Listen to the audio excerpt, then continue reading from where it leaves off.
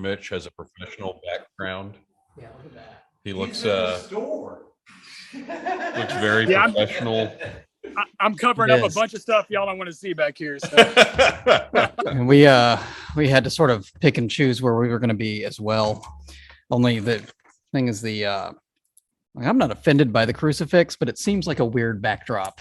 I don't know that it's the right backdrop for us, but right. Yeah. We had one at Incarnation that we used to call CrossFit Jesus because that Jesus was Super ripped. muscular. I mean, it was impressive. Just swole, huh? Oh, it was. I would just sit there and be like, man, I don't know what kind of workout Jesus does, but I mean, I need to get on that. Jesus. Y'all hear me? I lost. Yep. Yeah. We lost you for a second, but oh, good. My internet connection is unstable. Okay, cool. That's great. Which really perfect. is pleasing given the amount. Well, so is ours, so it's okay. Yeah, we if there's any way for you to turn yourself up, that would be awesome because I can't control that on my end. I can turn us down a little bit. Let me see. I'm just doing this on my phone, so I'm not sure if there's a way for me to control my volume on here. You just need to yell. I think that's all there is. Oh, I can do that. Yeah, that's good. Yeah. I've got 3 kids, something like that. Yeah, I think Kenneth, can you say anything? Yeah, I can say anything you'd like me to say about just about anything you want me to say. Okay, cool. Good. And Clay? Yep. If you could give me a how now, brown cow? How now, brown cow? Yep. Unique. Red leather. Unique New York. Red leather, yellow leather. The Human Torch was denied a bank loan. Yep. Escanada. So are we? Yeah, no, I mean, we're recording, but at some point I'll put this into editing and randomly choose when we'll start it. So the format of our podcast is pretty simple. We start with banter. Witty is optional. Listen to every single episode. Look, I got a whole thing here. Okay. I'm sorry. Yeah, you just stepping right on my line. Yeah. And a battle of wits doesn't last very long around here. So, anyway, we'll start with our witty banter and then Clay will introduce you. God help you. And I'm sorry, we have their cast or faith moment, which I'm not prepared for. Hopefully one of you is. And then we'll go in, do a little talk, and then we'll have Squirrel Watch. And that's pretty much it. So sweet. That sounds good, man. That sounds great. So Do you have Give me a one way sec. to- Let me see if I can't scoot this a little bit closer and get y'all a better volume. okay. It's not terrible. I think it'll be fine. Do you have a way of amplifying his volume? I don't. No. Okay. That's the problem. Mercy.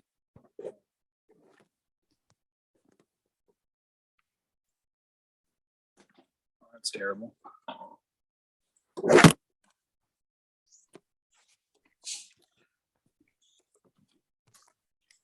It's nice to find someone that's our equal in technical prowess Oh yeah. and professional Hey, broadcasting.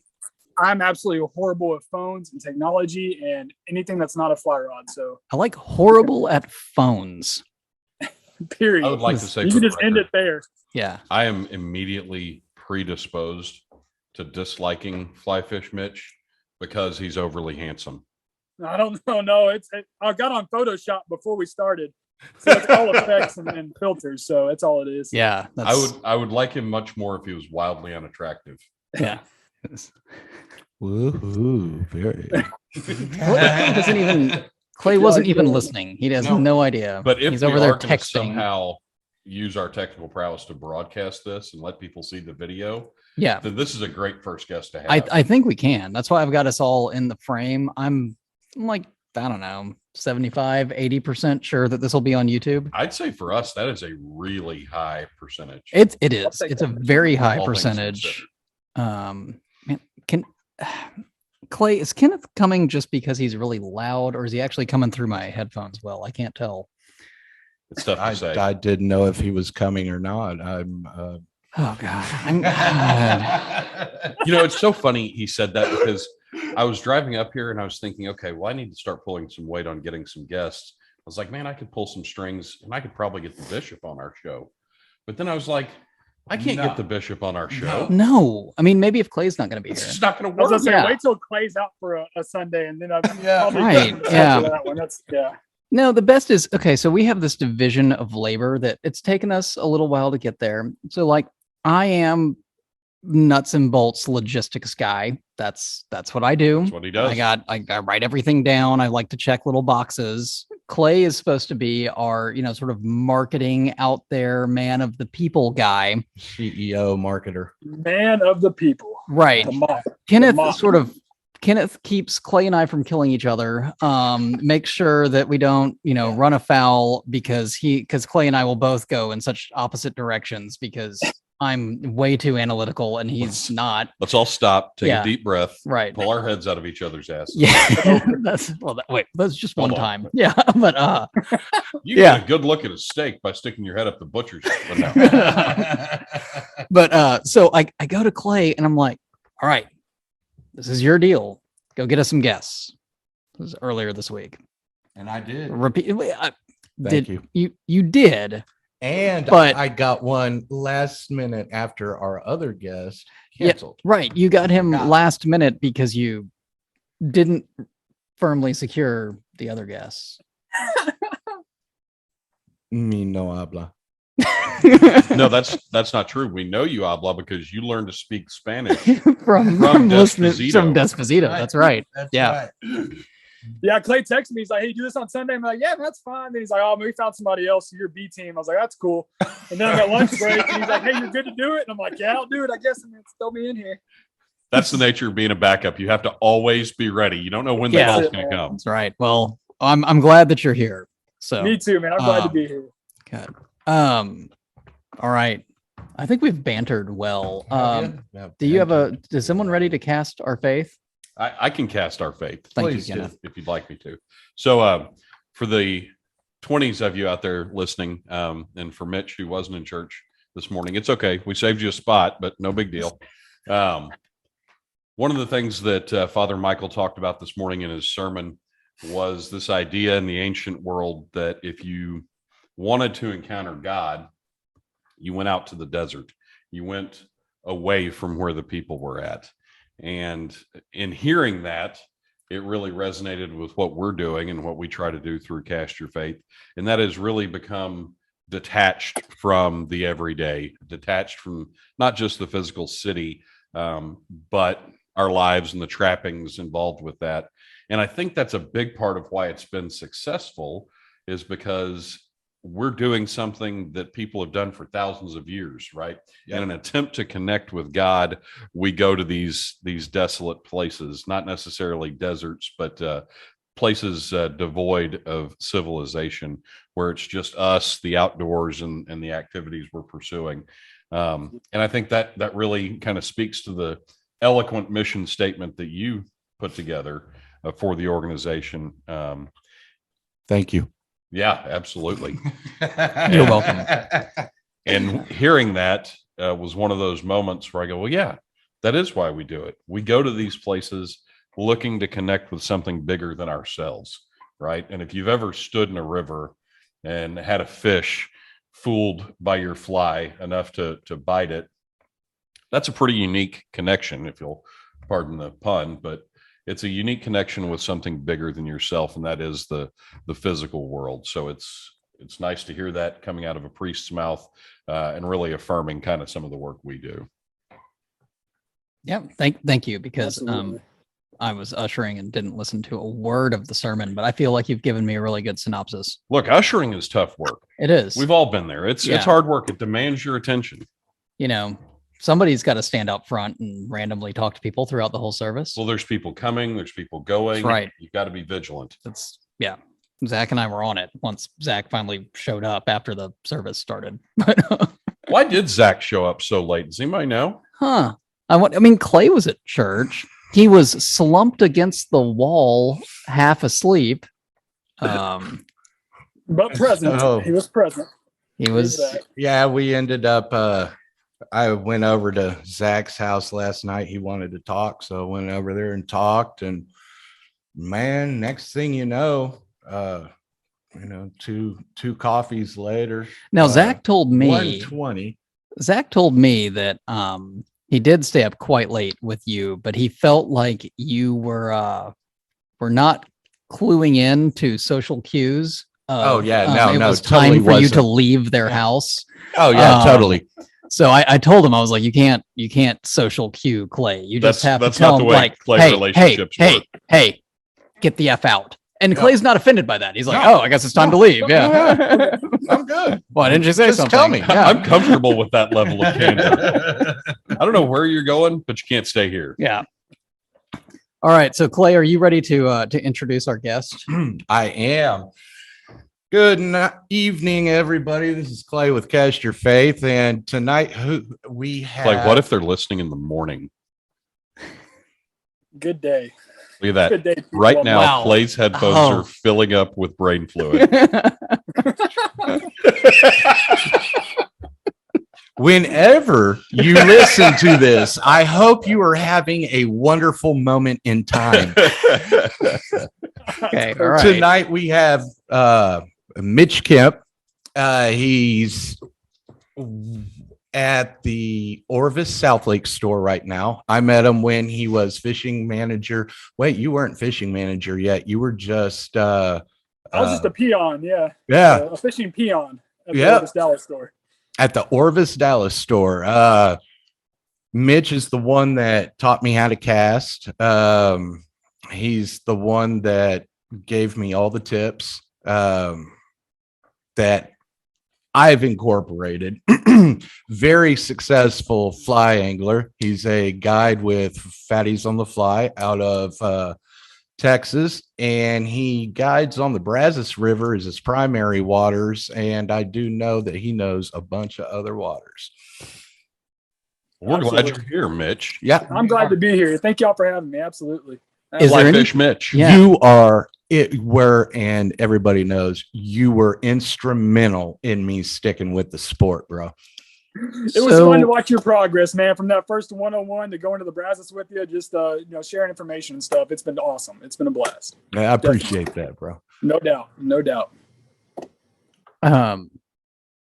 So from a professional standpoint, would you like to disavow teaching Clay how to fly fish? I mean, do you need to distance from that? Because Does it make you uncomfortable that he lists It's- you as one of the people that Yeah. taught You him how know- to fish?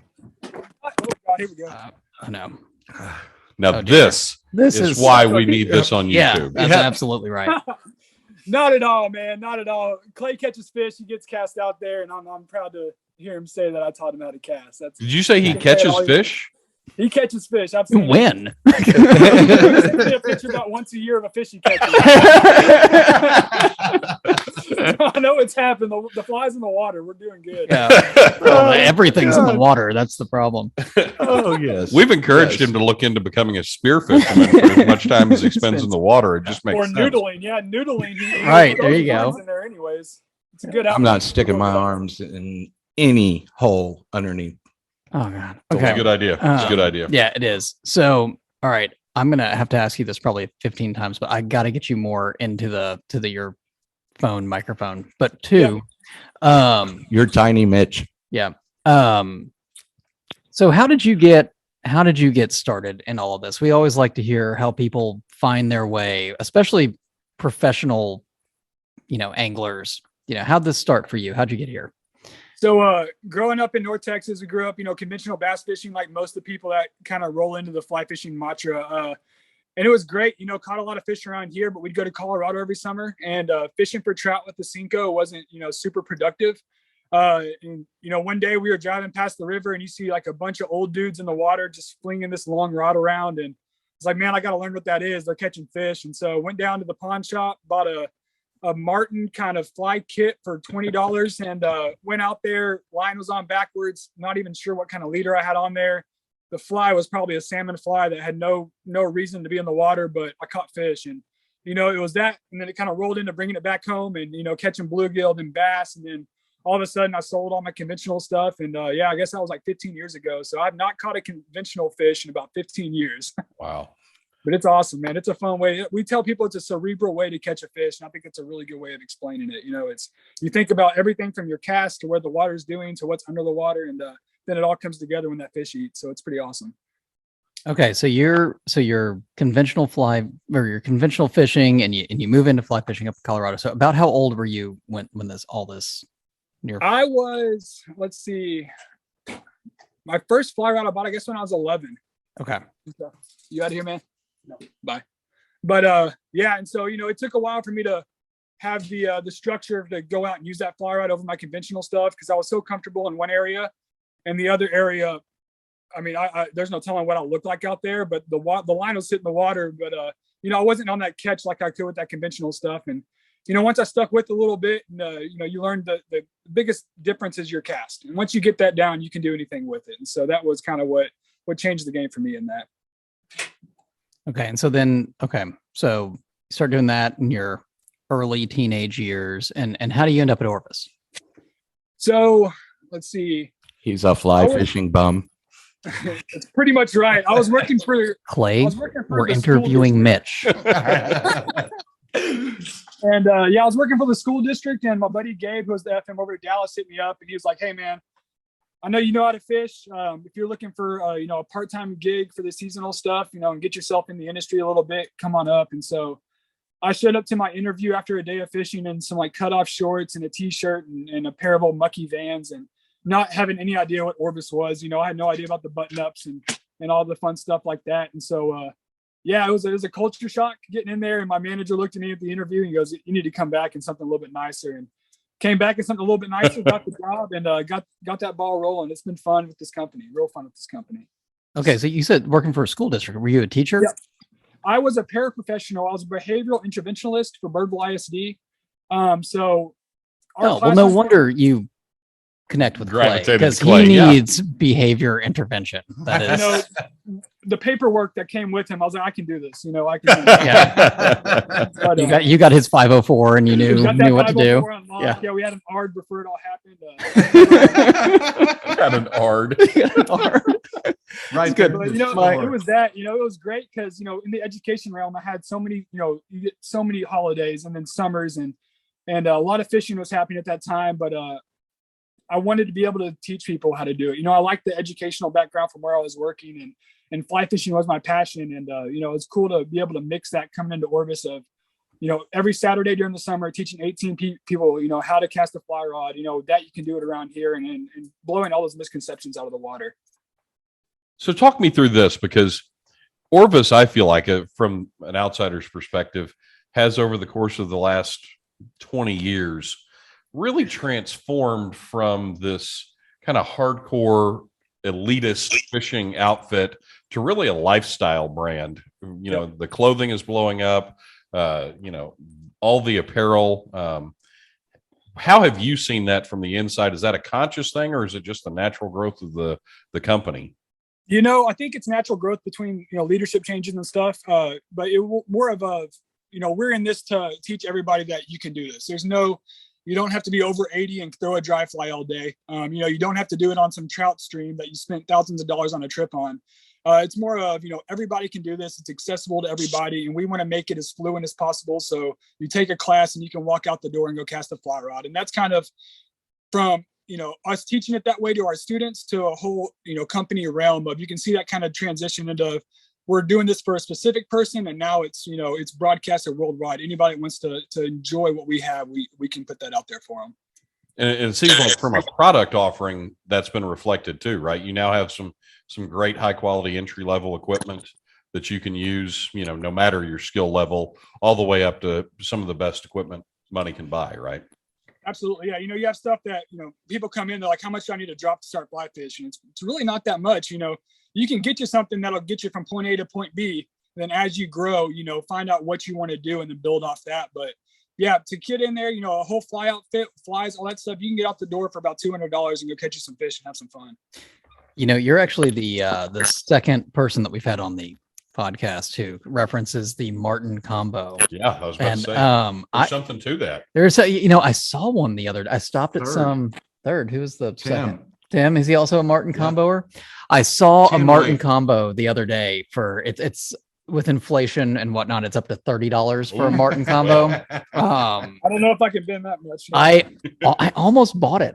Now I'm kind of regretting. I was gonna buy it and give it to Wilmer actually As a gift, as a gift, just so that I could see his scornful face when I gave it to him. I didn't have a Martin combo. I had, and I'll never forget it. I bought it at the hardware store in Nacogdoches, Texas. It was an Eagle Claw. Ooh, the old Yeah. glass rods. Yeah, it was Yeah. an Eagle Claw. It was nice, you know. Right. No yellow blanks and all Yeah, that. those yeah, things are nice. sweet. Yeah, you're fancy. Well, yeah, because Yeah. if anything, I'm fancy. Well, of course. No Yeah. doubt about that. I guess I'm just a little bit of an elitist. My first rod was an Orvis Clearwater. So Yeah, but you were a grown man. yes, not, yes. Well, Well, well, hold on, hold on. You had reached a Well, certain well, age. well. Yeah, that's cool. So now you're okay. So you end up in Orvis, and at some point you go full time, and then you end up leaving Dallas, going taking the fishing manager job at South Lake, right? So And- I'm not the fishing manager here. I was you're the not. fishing manager at Dallas. Whenever I came back to South Lake, Dallas is about an hour and a half from my house, and South Lake's Okay. about 15 minutes. So I came back here with the idea that I'm going to jump back into school, start back that, get my degree, which I'm still doing. And yeah, so Keegan Walls is our fishing manager here, and he's just outstanding. I mean, great knowledge, a great caster, and is doing a hell of a job raising this place up. I mean, he's a great dude. Okay, so you're there and you're guiding now. So so how's that worked out? How have you found guiding? Do you find that guiding does it enhance your fishing? Does it just enhance your wallet? Does it fill some void that you have in the teaching realm? Like where does guiding fit in for you? It's funny because after fishing for, a certain amount of time, you get confident that you can go catch fish. And it's a lot of people are great fishermen and not great guides. And that, goes through a whole, outlook of things. But I love it, man. It's something that, I was kind of hesitant at first. Am I going to look at this as work? And it is a job. And, but it's so fun to watch someone, catch that first fish on the fly and their reaction of, I've been doing this on a bait caster and, they catch their first striper, their first largemouth, and just that light up on their face fills it all. And even if it's not catching fish, it's that, that first aha moment when that cast lays out there or when they understand a certain technique that to me is more enjoyable than catching fish all day for myself. For sure. So I want to hear more about, I just love the name Fatties on the Fly. I mean, I think that's a genius name. Where are you fishing? What are you targeting? Who's your target audience, right? Because you have some guides out there, they're like, yeah, I don't really want to work with novice entry level people. And you have some guys that are like, yeah, the teaching aspect is great. So tell us more about Fatties on the Fly. So Fatties on the Fly started off as a fly subscription service. So what you do is you subscribe to this. Ben Tabor is the gentleman who started it all up out of Granbury. And he would reach out to his local knowledge people, whether it be, someone in the carp realm, the bass realm, someone in Colorado, New Mexico, Wyoming, Montana. And depending on who was ordering the box for which location, he would have them specifically pick out flies, put them in a box and ship to those people. That was successful. It kind of snowballed into this, we need to start guiding type thing. And so he started that off. And we do most of our guiding in Granbury. We have some access on the Brazos River, some private access under the lake itself, which is really nice. And then we do a lot of our local creeks and streams. The Paluxy's a good one that's out there. And then I like to offer, I'm a dad of 3. Quit giving up my river. Everybody knows about the Paluxy. Get out of here. But I'm also a dad of 3, and so I want to offer trips that in the Northwich Hills, the South Lake area, a dad on a Saturday can be like, man, I want to get out for 2 hours and get out of my house for a little bit and go catch some fish down the road. And so I like to offer stuff like that. So when it comes to like my target audience, there's really none. I enjoy teaching people to cast for the first time. I like teaching people that have been doing it for a while to get their first species on the fly, whether it be a carp or a striper or a bass. It's all enjoyable and it all has its different kind of rewards that you can gain from it for sure. Yeah, absolutely. And then that's great to hear. I think that's really more in line with what we're doing. Is it doesn't matter what kind of experience you have. If you're interested, we'll find a spot for you. Absolutely. Yeah. Yeah. That's I think that it's, I think it's real easy to take anything you do too seriously, but especially, I think that fly fishermen in general often take themselves and what we're doing way too seriously. And at the end of the day, I mean, we're not feeding our family with these fish, right? We're not, there's no big money we're not on the Bassmaster. No, it doesn't really matter, right? Like the experience is what we're all at. I mean, everybody likes to do things well, but the experience is the whole thing, right? And if you have a good experience, then you're doing it right. And if you're going out there and getting frustrated and miserable, then something's wrong. Maybe you should do something else, right? I've reached the point where I can go stand if we're in the right place, like the Brazos. I had a great time on that trip. I had no illusions of catching big fish. I walked up and down the river and caught sunfish till I was literally just to the point of, I'm done.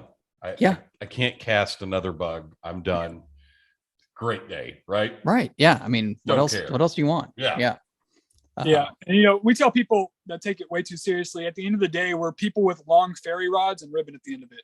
And whenever you think you're the best at something, think of yourself as a ferry dancer out there. Because that's, don't take it way too serious. We're out catching fish a different way than everybody else.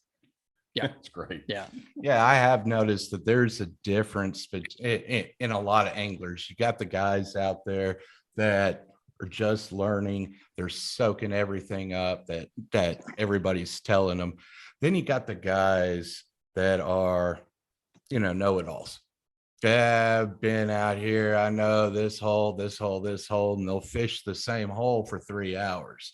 And then you've got the guides or the anglers that truly enjoy helping other people and have somewhere along the way let the air out of their head because we all get cocky. Mm-hmm. And there's a difference between being cocky and being a know-it-all. Right. Sure. Yeah, absolutely. And Mitch is cocky. Yeah, as y'all can tell, I got a giant head on my shoulders, real big. So much ego, but I think it's also because Mitch is the most attractive fly fisher I've ever encountered. Just look at him. Like I don't know about all that, man. I'm gonna save this tape for personal use. That's he's definitely sexier than Tom Rosenbauer. Oh, that's only because I'm taller. If he was like a foot taller, we'd be the same height. And he'd be he's got if you stretched him out a little bit, but we tell him that's why that tarpon he's laying next to looks so big. I'm like, it's probably a 60-pound tarpon, but you make it look 150 laying next to I mean, there's something to be said for that. It is. Force perspective. Good. Yeah. Okay. So then if you were going to give one piece of advice to somebody, I'll three-part it. I'm going to make this a really long, complicated question. Okay, I hope you're taking notes. So if you're going to give one piece of advice to a beginning angler, an intermediate angler, and an advanced angler, what would those advice points be? So your beginning angler is go find water you're familiar with and go fish it. Even if it's somewhere that you need to go take a spinning rod with you the first few times and find those fish and then replicate what you're doing with that fly rod, do that. I mean, don't overthink it. Don't buy a fly rod and then think you need to go to Colorado to do a sweet trip. Familiarize yourself with it or you're going to get frustrated from the get-go and it not be something you're going to pursue in the long haul. For your intermediate anglers, once you're comfortable with your cast and everything like that, you're getting that fly out there where you want it to be.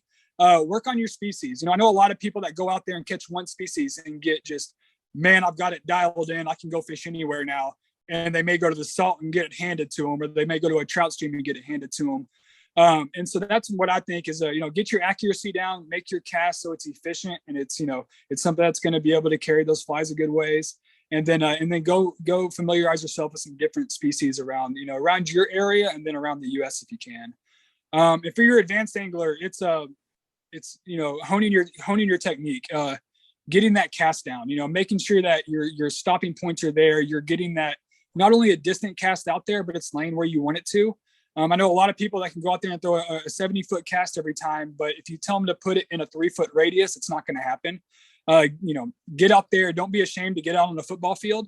and put hula hoops out there. That's something I like to do weekly just because I enjoy casting, but it's also going to help me. It's like shooting free throws before a basketball game.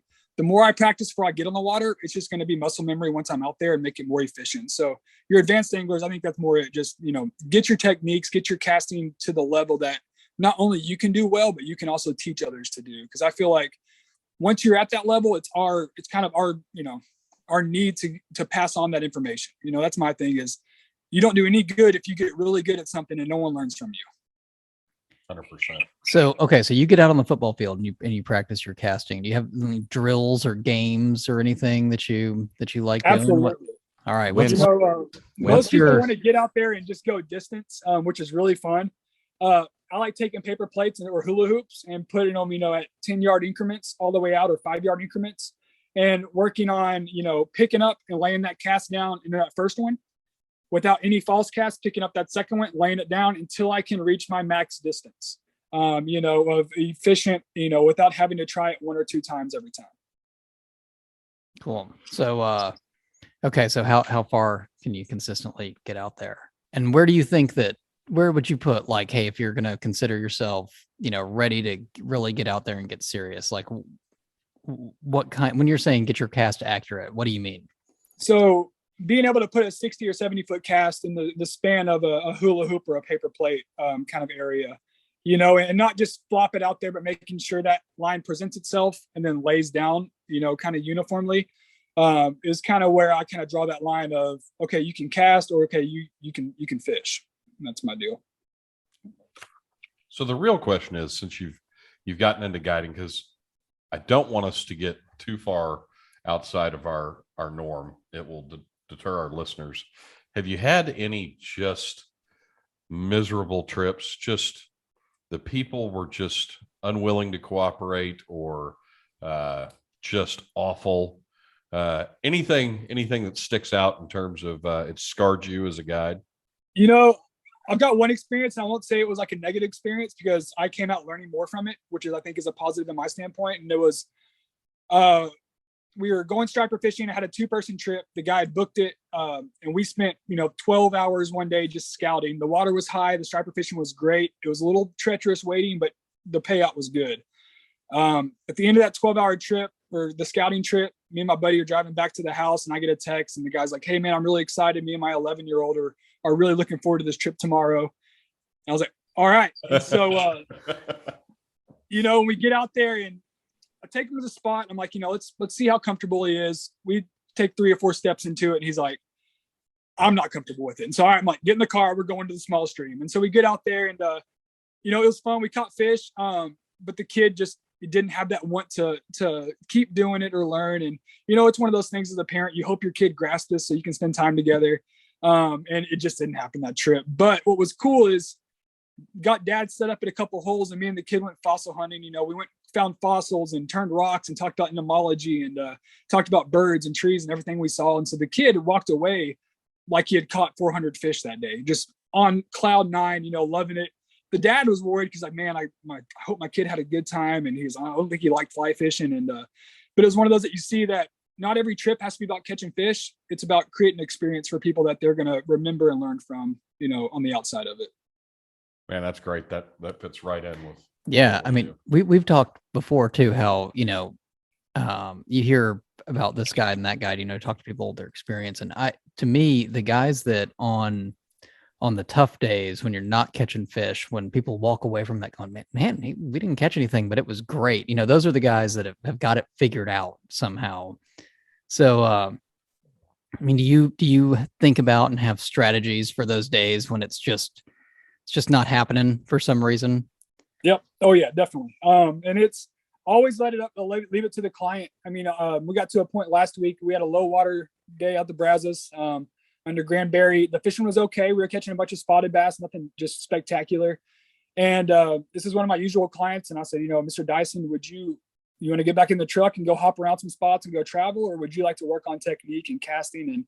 And that, that was the thing. We stood for the last, 30, 45 minutes of the trip and worked on casting. And by the trip, he was adding, 20 to 30 feet by the, to his cast. And we got back in the car and, I give him one of those, man, I'm sorry, I couldn't make the fish hungrier for you today. And he's like, I've been on a lot of guided trips and caught fish, but being able to cast farther, even get better at this sport is something that he was looking for that he might not have gotten out of other trips. And that's my deal too, is I want to make it so you can obviously go on my trips and catch fish and have a good time. But if you don't leave my trip and then be able to go replicate it another time because you didn't learn anything, what was the point? I mean, it's fun to take people to a place that they can't go to and, catch a bunch of fish, but I want this to be accessible of, I'll come out here, I'll teach you everything I know, get you on fish if I can.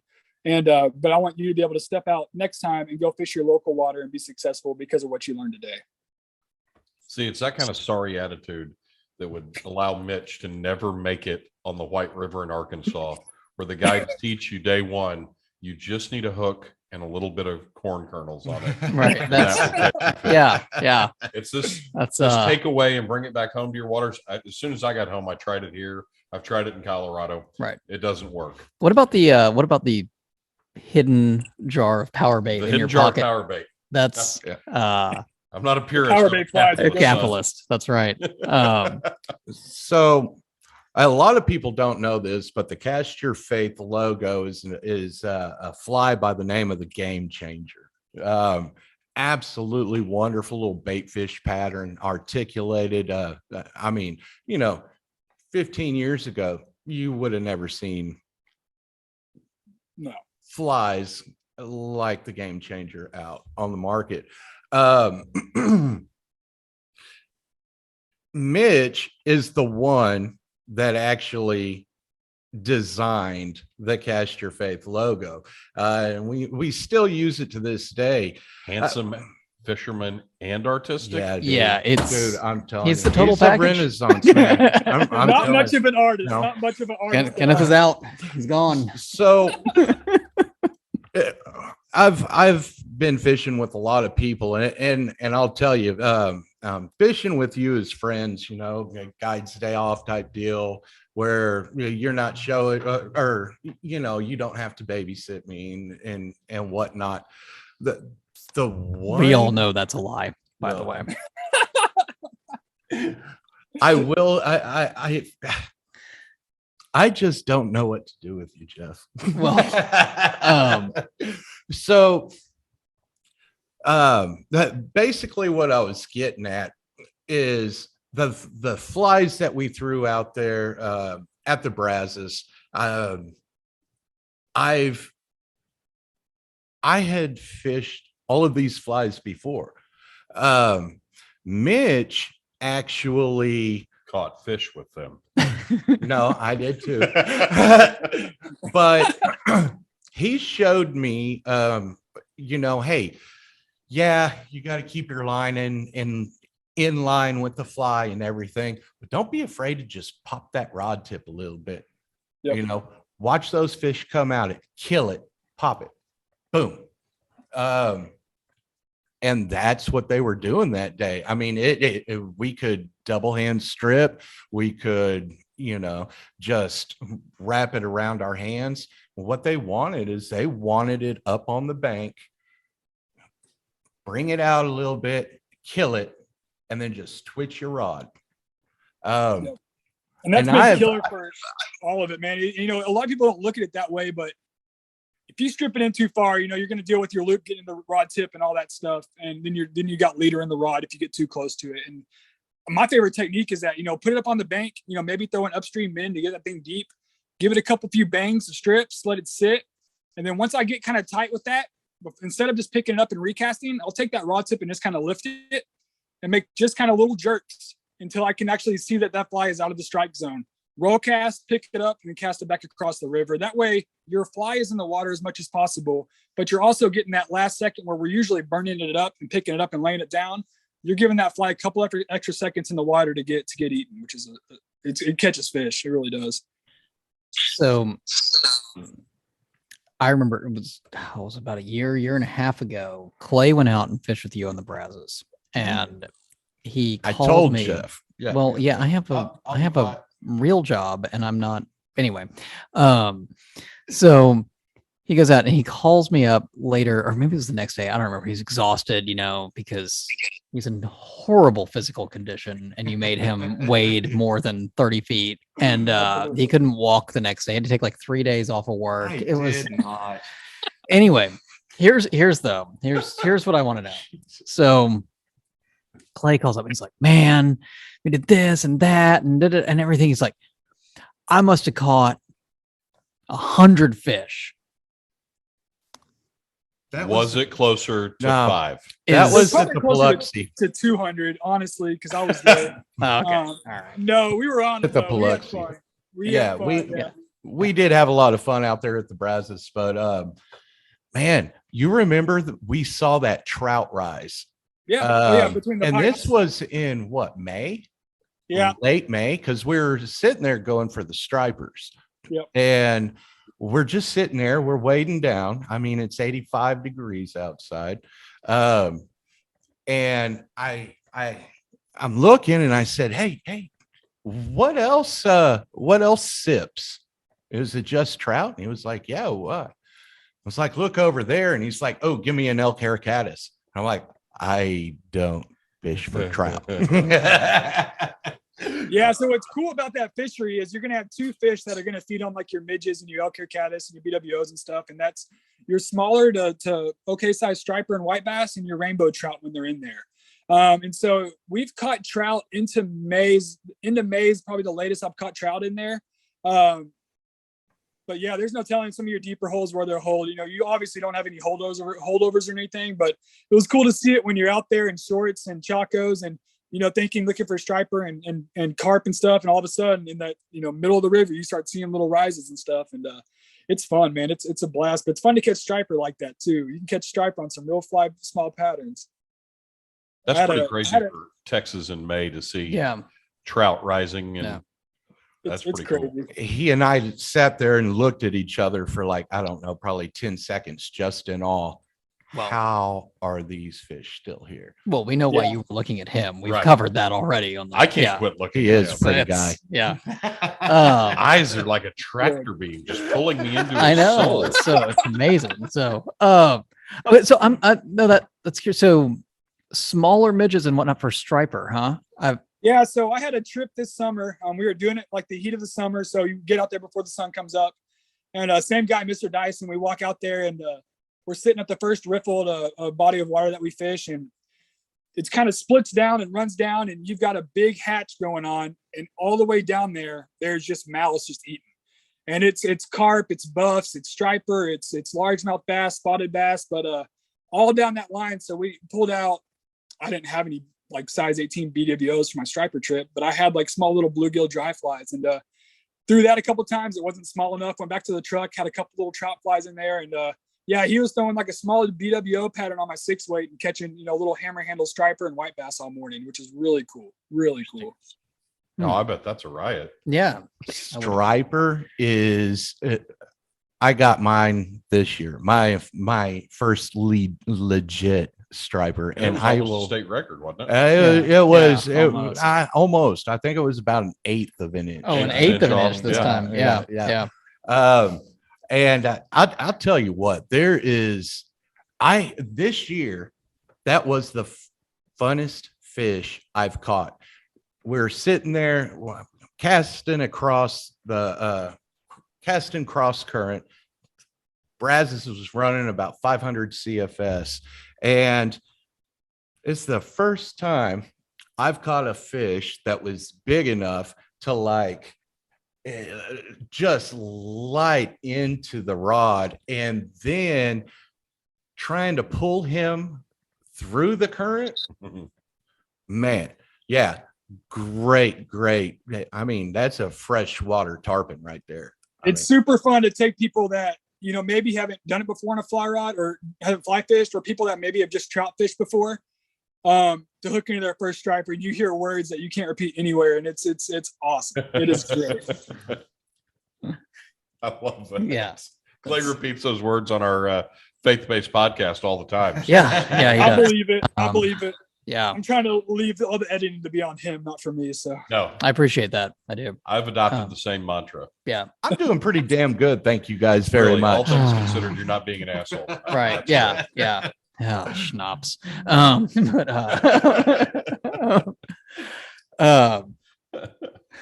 yeah, I don't. Anything else? No, I We think got. it's good. It's good. Do you have any questions for us? That's Please. No, not too much. smart Just answer.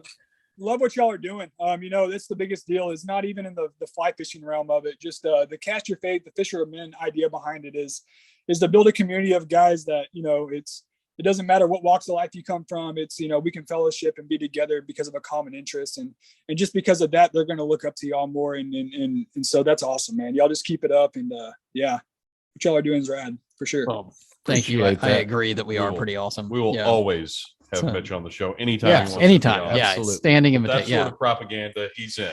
In fact, I think we should replace Clay with Mitch. Well, I can say if It's we're going my to more of a group. visual medium. Oh, we should yeah, start- yeah. I mean, maybe we just dub them over or something. I don't Yeah, know. maybe Yeah. we could just put your voice behind Mitch's face. I feel Kenneth. I feel like your voice and Just Mitch's crude- voice. Yeah, like crude- let's just put those together. Yeah, crudely Crudely dubbed because tasteless. look, I don't have time for this. Thank you so much, Mitch. I really appreciate Yeah. it. But I think it's time. that we hit the theme. Hit the theme. Let's hit the theme. Dun-dun-dun, Dun-dun-dun. dun-dun-dun. Squirrel watch, Squirrel sinner watch. Thingy. Squirrel watch. Yeah. And we'd like to apologize right up front to our guest, Handsome Fish Mitch. This is the most wheels off segment on the podcast. We charge one person every week with being responsible for it. It's the same person every week. Yeah. And Jeff and I are the idiots because the person we charge with this never does anything to prepare. The best So thing is, buckle up for this stream of consciousness ride for whatever the hell is floating through Clay's mind right now. the best part is, I don't know if you noticed this, but Mitch got to, I know he listens to the podcast. This is the first time that I don't think he realized that we just do that a Right, most people cappella. probably think. Yeah, it's I mean, a you think that it's professionally recorded thing. produced. Yeah, We had an it's- entire team come in. It's just live on the But the fly. thing- we just do it. I figured y'all bought that sound bite. I'm blown away, you guys. I'm really Yeah, no, I mean the I talent mean, level is yeah. it's right It's- here. up there. It's way up there. Yeah. That it is. That it is. All right. So Clay, squirrel watch. A squirrel watch. Look at the So panicked look back and forth. actually, this one does have to do with squirrels this week. So, the population's gone down significantly in the neighborhood. Haven't seen any in a long time. So I went ahead and grabbed those leftover pumpkins from Halloween, went ahead and kind of put them in front of some trees so that I had a stump for a backstop. And sure enough, squirrels started coming back. Well, I dropped the pellet rifle and cracked the scope, Oh, jeez. and it doesn't. So, anyways, right now I have about 15 squirrels just running through just running amok. So just so the game warden is clear on all the facts, you were hunting over a baited hole Right. Right. I was in not hunting. in an urban setting. in an Yeah. urban setting. Right. urban setting. Yeah. Yeah. I was handling pest eradication. Handling pest It's eradication. That's. They're just rats with a furry tail. I don't know Do how you think that it'd be kind easier of to defense. eradicate them if you didn't put food out for them to eat? Right. So I like how his goal was to make the squirrels go away, which he did. And then he's sad that the squirrels went away. And Do you feel like he's an undercover cop that's gotten too deep undercover and he Yeah. no longer that's realizes exactly that what he's it a is. good guy? Yeah. It got way Get too out, get rid boring of when the they weren't squirrel. showing up. He's like, I got to get them back in here. I got- kinda like- don't wanna- They're all gone. What do I do Yeah. now? You remember when Jack Bauer got addicted to heroin? Do we have a Donnie Brasco situation? Yeah, on there's our something hands here? going on here. Yeah. I just can't turn it off. Yeah. I mean, I've got the bloodthirst and I've just Yeah. got to catch them all. Yeah. Have you delivered a single squirrel tail to Jeff Preddy to prepare for fly tying materials? Yeah, I gave him 10 a while ago. And then that was before he came on the show. Those were just the tails. Now I have, I don't know, 25, 26. Are these in the freezer in your home? Not in my home, no. Are you There. preparing the meat for your family for the winter? Oh, hell no. I've been asking him for squirrel meat since this whole thing started, and I haven't gotten anything. Yeah. I mean, people eat squirrel. Interesting. Yeah. Not a summer squirrel. I mean, now it's Interesting. starting to get cold again. How does somebody as handsome as you eat squirrel? Maybe that's the secret. Squirrel, That's what rabbit, we've you missed name it, out I on this like whole it, man. time. I'm all about it. Maybe if you ate a little more squirrel, you'd Yeah. look more like Handsome Fish Mitch. Yeah, maybe if you had less Taco Bell and more squirrel. You look like if That's probably the same meat though. Taco Bell and squirrel. if somebody left Handsome Fish Mitch outside for 14 years in the middle of the desert, that's what you look like. Oh, man. Hey, so to follow up on some of our previous Squirrel Watch centers. So Kenneth, you're in your new house now. I am happy to report that I have moved out of the in-laws house. Emily and I are in our new home, which is an absolute train wreck right now, but every square inch of the train wreck is so much better than my previous living arrangements. It's It's mine. I got to sleep in my bed last night for the first time in 90 days. He bounced Nice. into, I mean, he basically danced into church this morning. He I'm was well telling rested. you. He was happy. I It laid was down on my new couch this afternoon between church and coming up here. Emily goes, "Well, how is it?" I go, "I got to be honest with you. It's the most comfortable couch I've been on in 90 days. Right. Everything, birds sing more beautifully now. My wife is more attractive to me. I'm like 2 inches taller. Everything in my life has improved in the last 3 days." Have you noticed any weather pattern changes with that extra 2 inches of height? Yeah, it's a little bit colder up here, but yeah, other than it's that, you'll it's yeah. fine. Mhm. No, I look, I can't go into any more detail. Our listeners are familiar. There have been other incidents since the last one, but I just can't fully adequately describe to you how happy I am to be free of that albatross around my neck. So my my wife has taken to listening to the podcast, and she actually likes it, which is surprising. We're on we're so many levels, incredibly but- entertaining. I think so. But she Just just to the people that know she- us. I know. I think other people have listened to us, and they're like, it's surprisingly good. But It is good, you guys. They- Y'all are doing a good job. Thank you, Thank you. thank you, Thank Handsome you. Fish Mitch. we like some affirmation. That's for Especially sure. from super handsome. I Fish know, Mitch. right? Yeah. Right? It makes me Um, feel better about myself. Yeah. He's Lord have mercy. he's giddy over here. I don't know if that's coming across on Zoom. I Now it think- is. Yeah. I think that Handsome Fish Mitch being on the show today is a direct correlation to me getting out of my in-laws house. Oh, It's there's- just one more There's good no thing in my there's life. no way he would have been here if you were still living in your in-laws. No, house. there's no just question. no. The wouldn't have problem is happened. now, I will now, when I close my eyes, envision myself as Handsome Fish Mitch, and I look nothing like that.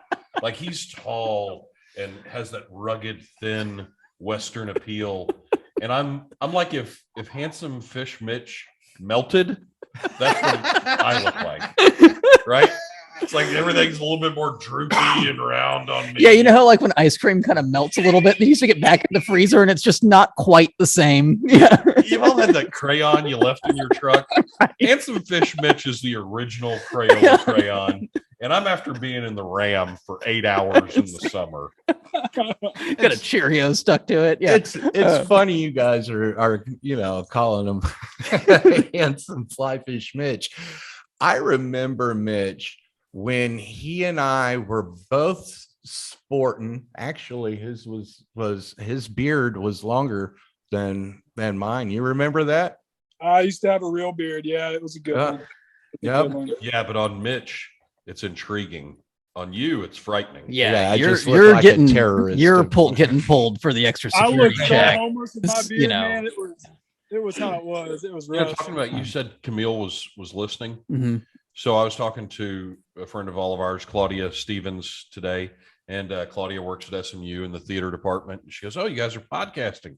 That's great. I've got some friends that do that. You know, they've got a little podcast and they just have guy talk and it's fun, whatever." And I go, "Yeah, that's kind of what we're doing." And she goes, "Yeah, and it's crazy. They've got a couple of thousand listeners. We have 28." We're getting there. We gotta. But I'm just saying, yeah. if guys talking about theater lighting Right. can get thousands of listeners, surely we can crack 100. I mean, at this point I'd really just like to crack 30, but I would like Yeah. to ask a serious question. Oh, I'm not boy. prepared for that, but go ahead. Okay. Is I was this told okay? there'd be no serious questions. Okay. Yeah. So, Mitch, I'm not asking for any of your whole. Oh Not my lord, asking he's for about any to of your ask honey It's about not holes. the serious question is not going well already. Mitch, I would know, fake I know. technical Oh. difficulties and punch out. Yeah. Okay, and I'm not asking for fly colors or anything. Geez, I forgot where I was. Ah, there we Yeah, go. there it Yeah, is. Look, there and- it is. and Oh, you yeah. made it. Oh, look, it's the You internet. happy The you internet's scared bad. yourself? Yeah. Mitch, he was going to ask you, tell us some of your favorite places to fish and flies to use. You don't have to tell us any of that because I'd love to tell y'all. I'll tell y'all because it's out there. I mean, Possum Kingdom's fun. You've got so many different species to catch under the dam over there. Striper fishing's been good this year. It's starting to slow down, but our trout get dumped in there, which is cool. But by far, my favorite body of water is the Brazos River. It's unique. It's got, as I said, a bunch of different species of fish. It changes all the time depending on where it's flowing through. I don't know if y'all have ever done the 19 or 20 mile float or whatever it is from 16 down to Rochelle's, but you get in there and the fishing's phenomenal, but you look around, you got giant bluffs everywhere, small waterways that weave in and out of the kind of the canyon land down there, and it's absolutely cool, man. It's a cool book about that, isn't there? What's that? So there's a cool book about that, isn't there? There is. Goodbye to a River by, I believe, John Graves is the name of it, and it's a good one. It's a good one. But you got to that's it, understand, man. and it's important for you to point this out, Mitch. When Mitch fishes, it's very different than even when experienced fisher people like us go out there and fish, because when Mitch fishes, he literally just shows up. The sun starts glistening off of his hair, and he holds his net in the water, and fish fight to get in the net. Yeah, they just because want they want to be caught by. Yeah, they just want Fish to be Mitch. handled by Yes. handsome fish Mitch. Oh Lord. How was your day? Yeah. Well, I got hooked by probably what will amount to a terrorist. How was your day? Oh my gosh, I got caught by handsome fish Mitch. I was hoping he'd fillet me. So, are you partial to streamers or dries? I know you throw you are a streamer junkie. I guess that's kind of where I got it from. Again, you asked him the question. You didn't let him say a word. You answered the question with what you think he's going to answer. We got him here. It's terrible interview. Yeah. So I'm writing down terrible interview. Yeah, you're okay. Fine. Yeah, you're not wrong at all, man. I like streamers. It's poppers are fun. It's fun to see it eat on top. We fish a lot of our, I've got some land up towards Ranger with a bunch of ponds on it. I'll throw poppers all day out there because those fish will eat them. Around here, that streamer bite's fun. I'll catch a bunch of fish on top, but I want to kind of go for that bigger fish if I'm in that kind of mood. I'll throw some streamers and some sink tip lines, intermediate lines, getting those things down. I enjoy that a whole lot. Get those predatory fish to come eat. Are there any particular flies you would recommend to anybody out there that is going to go out to 16 and just try to catch some decent fish? Absolutely. If you're going in for the striper, you're anything that represents a shad, your white bait fish patterns, a dot on there might help us think it looks more like a shad. The fish don't care. So white, game changers, zonker patterns are my favorite. A rabbit strip on a fly has a bunch of movement. And it doesn't cost like $47 if you hang it in a tree like a game changer does. That's my number one fly is probably a zonker down there. And, for your largemouth bass, your spotted bass, olive, a more natural color, for your striper, going with a gray or a white bait fish pattern look to it's going to be key for it down there. Okay, so you like the zonker with the cone head zonkers. Zonker with a cone head, zonker with dumbbell eyes. I throw some unweighted zonkers. If it's got a rabbit strip, I'm throwing it no matter what's on there. Okay, what size do you like for those? The size 8, it's pretty good. I tied some size 2 for the striper this year that just had a rabbit strip with the EP brush head on it. That did really well for us. And you can get into your bigger stuff, and they're going to get eaten too. I usually tend to go on 8s and 2s. Yep, and those are fairly large flies. We throw a lot on the lakes around here. A lot of 1/0s and 2/0s on stuff. No kidding. I like an 8 a lot because it's a little bit smaller of a pattern. And I'm not going to turn away smaller fish that want to eat it, just looking for a bigger bite.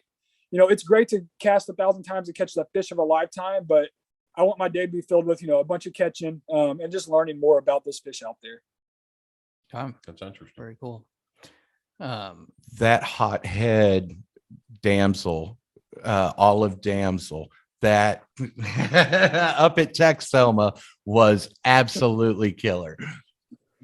That's a good one, man. I like that fly because one day at Broken Bow we were skunking, and just one of those things. Man, we got about 2 hours left. What are we gonna do? And threw on a hothead damsel because I don't know how it ended up in my box, but it did. And man, it was just one of those things of every cast. And then we've come down here and caught a bunch of stalkers with it.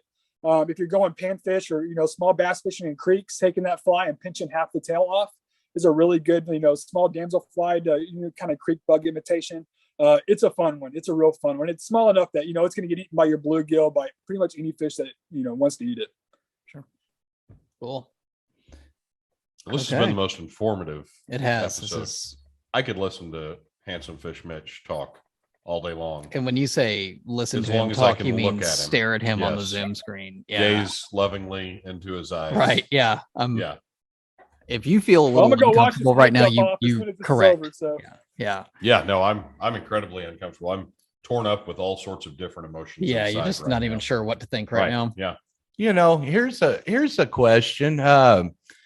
You are were the girls born? Were the twins born this year? Or were the twins born last year? Hold on, I'm losing you. Ooh, Oh, too personal. I was like, yeah, you people can't talk talk- now. you Yeah. can't talk about my daughters. Right. Yeah. Hey, this goes away. The whole thing. So how I does didn't catch the whole question, Clay. What'd you say? weren't the twins born earlier this year, or was it earlier last year? So they were born February 26, 2021, which is the day after my birthday, which is super cool. And so it's been a really fun, they're 9 months old now, so it's been a fun year. There's not been a lot of sleep going on, but it's been just awesome. Absolutely awesome, man. And Mitch, you were born in February. Is that what I heard you say? Yep. What a coincidence. I was born in February too. We have something in common. We do, man. We do. When all the super handsome people were born. Oh, Yeah, that's it. Kenneth. Oh Lord. So how does having 3 young ones, and I don't know if having daughters would be different than having sons, but how does that affect guiding? I mean, obviously you need to guide more now because you have more mouths to feed. Yeah. It's great because my wife is supportive, like super supportive, because it gets to the point that it's her day off and I'm leaving her with three kids, 2 of them being 9 months old. And it's a dance to do when everybody's unhappy. It's cool. I miss the time away from the family. So there is that negative part of it. When I'm gone in the morning, I usually miss waking them up in the morning. But at the same time, it's putting it's putting food in their mouths. It's putting money, into our household. And so you got to think of it that way too. Cause you start to almost feel a little bit selfish. Like I'm taking someone fishing while my wife has to, stay there with 3 kids, my mother-in-law, my mother, whoever's watching them that day. And, but at the same time, it's a job just like anything else is. And, you be professional there and get it done and then come home at the end of the day and take care of your family. And so it's great. My 4-year-old River, it's fun because I get to go to these places and then take her out there and she can cast Better just than fine, Clay. and She's it's laying awesome. the line down in the store the other day. Yeah, she's got it down. She can get about 20, 30 foot cast out there. She loves a good bumblebee fly pattern, and bluegill all day long will make her very happy. And so it's Sure. cool. That makes 2 of us. Yeah, me That's too. my happy place. Yeah. Well, before we get out of here, tell our 20s of listeners how they can find you either at the Orvis store or through Fatty's on the Fly. Yeah, so I'm over at the Orvis South Lake store. I'm here about 4 days a week or so, and then the other days I'm on the water with Fatty's on the Fly. You can book or find out more information at fattysonthefly.com. Or if you just have some questions about casting, instruction, you want to learn about more about flies, come out to stop. We're happy to step outside any day, go over some casting stuff, and then help make you just a better efficient angler on the water. So I look forward to hearing from y'all, and thank y'all again for having me on here. Be happy to do this any more time. Y'all are a good group of guys, so I've enjoyed it. Sure. Awesome. Man, we appreciate it, dude. Yeah. We appreciate it. You've been instrumental in my fly fishing, and dude, you're killing it as a dad, man. You're knocking it out of the park, brother. I appreciate that, man. That's my biggest thing I want to be good at. I can never catch another fish the rest of my life, but as long as my kiddos are good and being raised right, I'll be happy. Good deal. And let Fatties on the Fly know that we are looking for sponsorships. Yeah. Okay. Sponsorships available. Yeah, sponsorships are available. So Mitch, thank you so much. Let me just hit a little bit of housekeeping here. So this episode is going to be released on December 10th. That is a Friday. The Sunday after that is December 12th. That is the second Sunday in December. So we are meeting here at St. James on December 12th, second Sunday. Every second Sunday from now on, we'll meet here at the church immediately following the 10 o'clock service. Usually ends about 11. As we've discussed, it depends on who's It's preaching. fluid. It's very fluid. But show up for the 10 o'clock service. And then after the 10 o'clock service, we'll all get together and we will head out, grab some food. We'll go have an outdoor adventure, weather permitting. We're fishing. If weather's not permitting, we've got plan B. I won't tell you what it is, but we got it. And it's awesome. It's amazing. It really is. It's almost better than plan A. It But, could be. Yeah. But so yeah, Plan B works. Can I just get through this, please?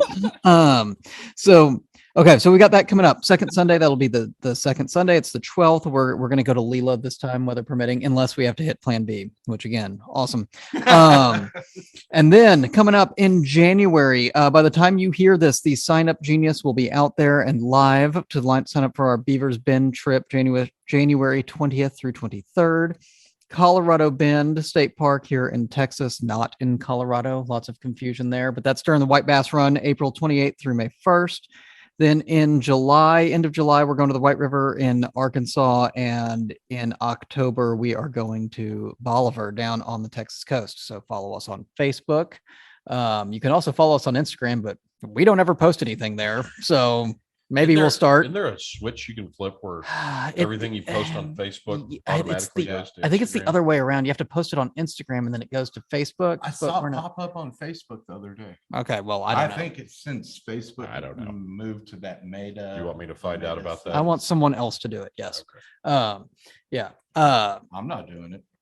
We know. Yeah. Eventually we'll have a website and all sorts of cool stuff, but Beaver's Bend's the next one coming Brian. up big time. Yeah. Brian's not going to ever do it.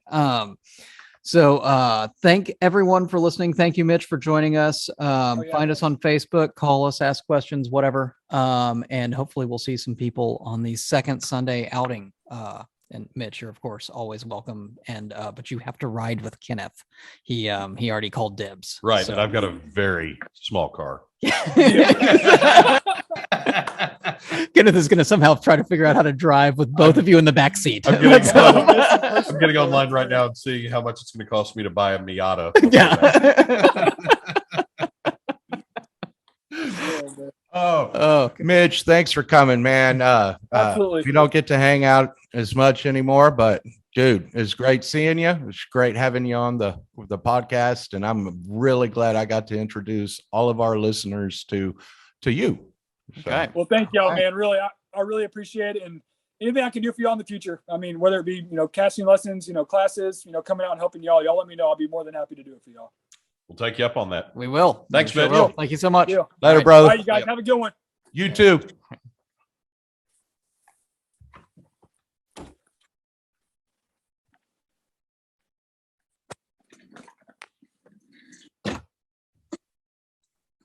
All right. We did it.